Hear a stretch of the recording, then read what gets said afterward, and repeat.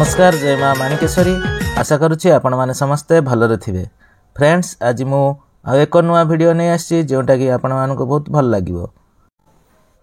Video को शेष पर्यंत देखंतु आउ चैनल रे नुआ थिले चैनल को सब्सक्राइब करंतु। फ्रेंड्स एठारे आपण देखुचंती भवानीपाटनार नुआ बस स्टैंड। एई बस टर्मिनाल रो एक अन्य वैशिष्ट्य होची घुमुरा आकृतिर टर्मिनाल छात। बस टर्मिनाल देखिया पई ठीक कलाहांडीर प्राचीन वाद्ययंत्र घुमुरा परी होईछि। आसंतु ए बस स्टैंड बुली देखिबा। बस स्टैंड रे पशु पशु सीधा सामने आपण टिकेट काउंटर देखिया को पाइबे। एठारे उभय सरकारी आ बेसरकारी बस रो टिकेट काउंटर अछि। नूतन बस स्टैंड देखिबा को बहुत सुंदर देखा जाउछि।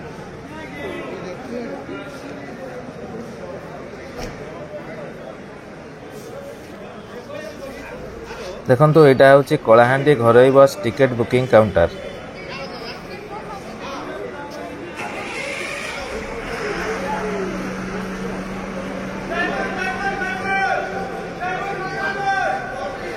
एठारे यात्री मानक बसिया पई देखंतु सुंदर सुंदर चेयर गुडाक एडी पका जायछि। एठारे यात्री मानक सुविधा पई टॉयलेट और पानीय जलर मध्ये सुविधा करा जायछि। देखंतु एटा होछि टॉयलेट ब्लॉक। ये टॉयलेट साइड को देखंतु ड्रिंकिंग वाटर रो सुविधा अछि। देखंतु ड्रिंकिंग वाटर तार आगु गले मिशन शक्ति कैफे। एठारे अनेक गुड़िए छोट बड़ दुकान एवं प्रथम महला रे मिशन शक्ति कैफे उपलब्ध अछि। देखंतु 2 महला विशिष्ट एही बस स्टैंड टी। ऊपर महला रे आपण देखिया पाइबे मिशन शक्ति कैफे। आ तळ महला रे सबु दुकान गृह गुड़े को देखंतु।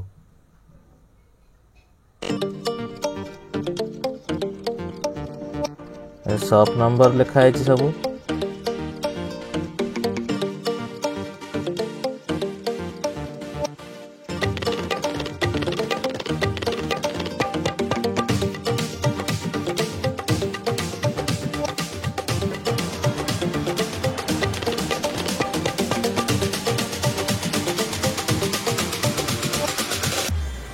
आसंतु जीवा प्रथम महला रे थिबा मिशन शक्ति कैफे को देखि आसे।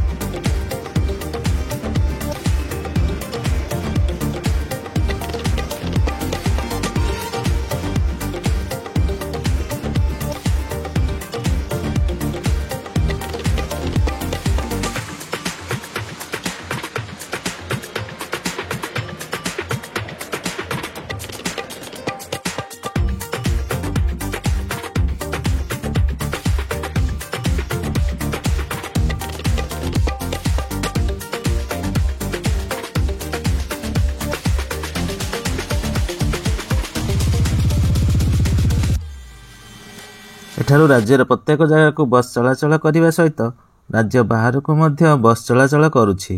जेपरि कि रायपुर विशाखापट्टना एपरि अनेक गुड़िया जगह को एठारु बस रो सुविधा मध्य अछि। ये रायपुर को बस, ये होछि लोकल बस भवानीपाटना केसिंगा।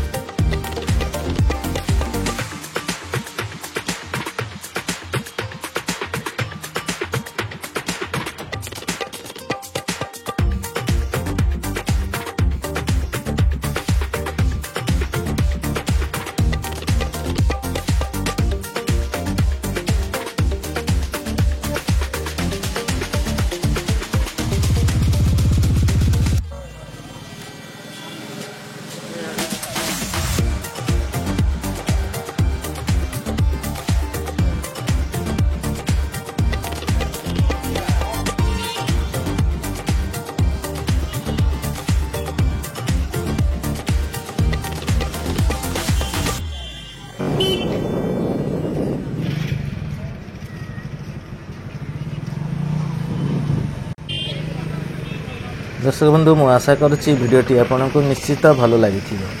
भिडियोटी भल लगिले लाइक करेंगे, शेयर करेंगे और कमेंट निश्चय करेंगे।